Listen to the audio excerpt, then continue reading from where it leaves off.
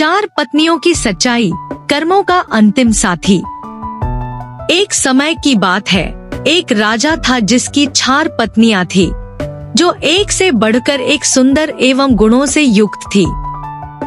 राजा उन 4 से अनुराग रखता था, परंतु उसे चौथी पत्नी सर्वाधिक प्रिय थी, फिर तीसरी, दूसरी और पहली पत्नी उनमें सर्वाधिक वयस्क थी, इसलिए राजा को वो सबसे कम प्रिय थी।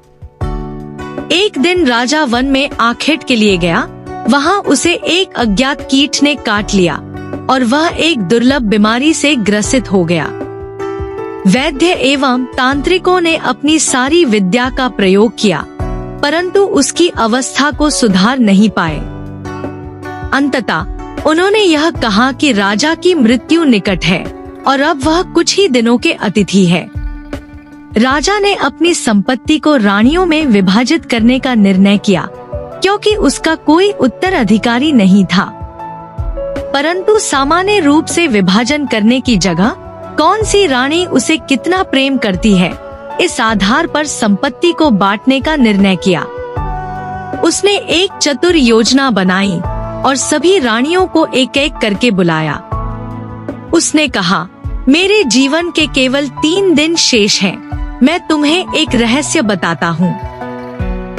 बहुत पहले मुझे एक साधु ने एक शक्तिशाली यंत्र दिया था, जिससे मुझे स्वर्ग की प्राप्ति होगी यदि मैं साथ में एक और व्यक्ति को ले जाऊं, परंतु इससे पहले कि स्वर्ग में प्रवेश करें। हमें दारुण यंत्रणा सहन करनी होगी और नरक में 7 वर्ष व्यतीत करने होंगे, क्योंकि हम एक दूसरे से सर्वाधिक प्रेम करते हैं। इसलिए मैंने यह निश्चय किया है कि मैं तुम्हें अपने साथ आने का यह अवसर प्रदान करूंगा। उसने चौथी रानी से आरंभ किया, जो सबसे छोटी थी और जिससे वह सबसे अधिक प्रेम करता था। उन्होंने उससे पूछा, क्या तुम मरने के बाद मेरे साथ चलोगी? रानी को राजा की पास आए हुई मृत्यु पर पूर्ण विश्वास था।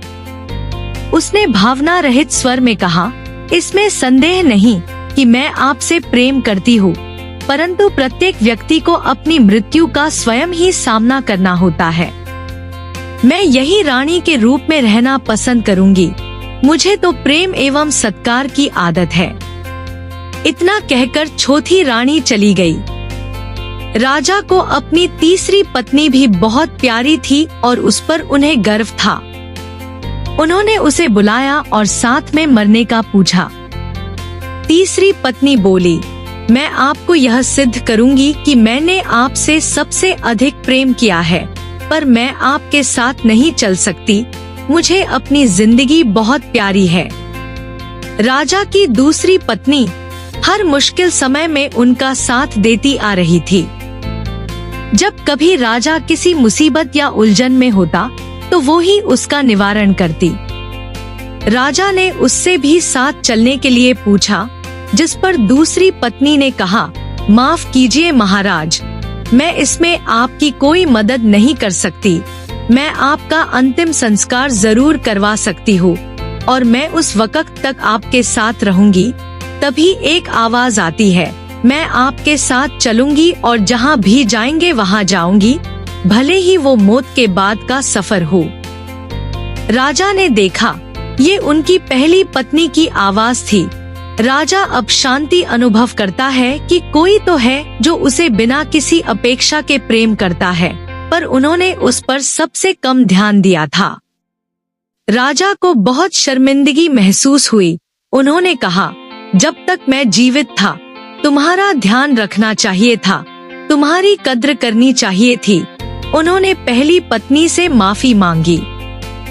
वास्तव में यह कथा आपकी, हमारी और प्रत्येक मनुष्य की है। हर व्यक्ति की 4 पत्नियां होती है। चौथी पत्नी है हमारा शरीर। हम इसे खूब सजाते हैं, गहने पहनाते हैं, अच्छे कपड़े पहनाते हैं, पर आखिर में ये हमारा साथ छोड़ देती है। हमारी तीसरी पत्नी होती है धन संपत्ति।